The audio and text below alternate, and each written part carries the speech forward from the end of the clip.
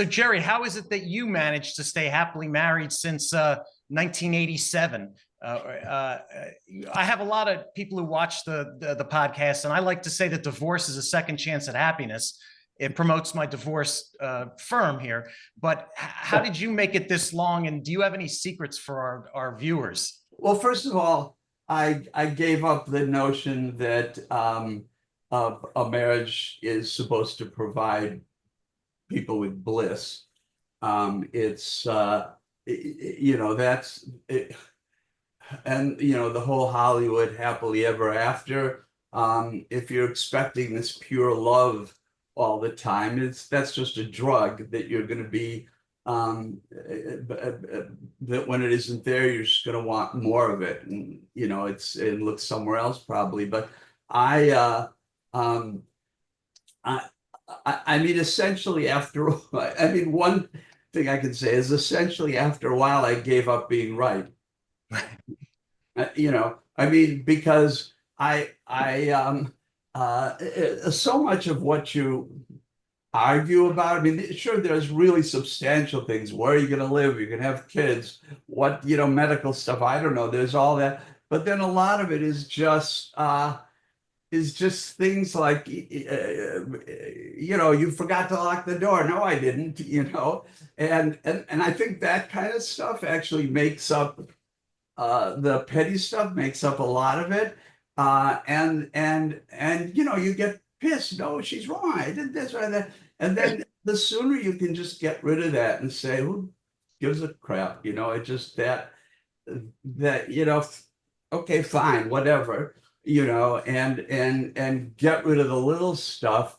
The less you're going to argue and the happier you're going to be. Not too bad. All right. All right. And then, as Woody Allen would say, a small vibrating egg. No, sorry. Before we got divorced, my wife, I was lying in bed, I guess many nights, tossing and turning over, did we put the camera in the right place? Did we cover this, that kind of stuff?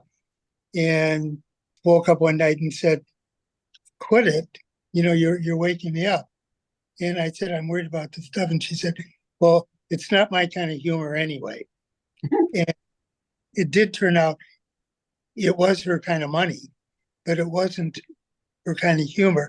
And over the years, what's happened is really in part because we have one kid who has special needs, and in part because we have two other kids and a growing family. We've stayed very close, and especially at this point in life where, I have an occasional medical something, she's always involved. Just because a marriage ends doesn't mean the relationship ends. Actually, oddly, both these guys stayed really close. Yeah, I've stayed very close to my ex-wife, and we enjoy keeping our family together, and that has gone on seamlessly, really. I never wanted to be a weekend dad, and so to this day we still go on family trips together. We'll go to Hawaii, or we'll go to Boston, or we just go on trips together. So and it's a big advantage. Yeah, I mean that's a 1 in 1,000 sort of marriage or divorce. People say, can't we go on and can't we be friendly? And I say, yeah, you can, but the odds are seriously against it. But it's amazing that the two of you were able to do that. Yep. Yeah. Now back to your book. The book is Surely You Can't Be Serious, The True Story of Airplane. What made you want to write a book in the first place? I have wanted to write this book for about 10 years because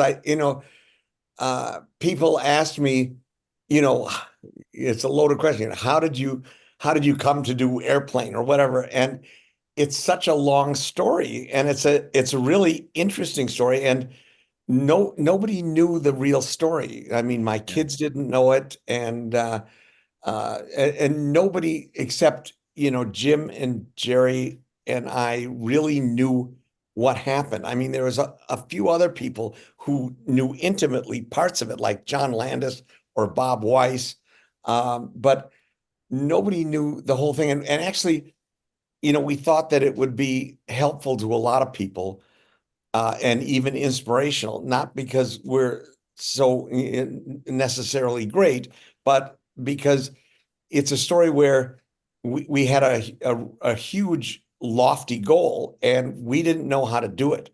And we figured it out on the way, and we learned along the way. And that's how we were able to do it. And I think that's a lesson that would be valuable for anyone. Right.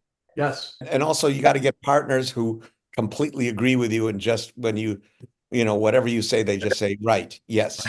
Oh, yes. That's And- really cool. Yeah. Yeah, I think in addition to right, I would emphasize that, I want my kids and their kids to know what happened. Dave and Terry, did your kids read the book? No. I know that A little bit of it. I know that Sarah did. Ah, I'm not sure, but Charles worked on the book a lot. He was researching, getting the rights to photographs and things. So he read a lot of it along the way. I don't know if he ever actually, took the book and read it. My daughter Jamie did the audio version, Oh yeah. and which is really cool because you all get right. all the participants, all the actors, Hayes and Julie and everybody, and the celebrities And studio executives, everybody. Yeah. reading their parts. So it's an interesting way to see the book too. Hear the book. Sure.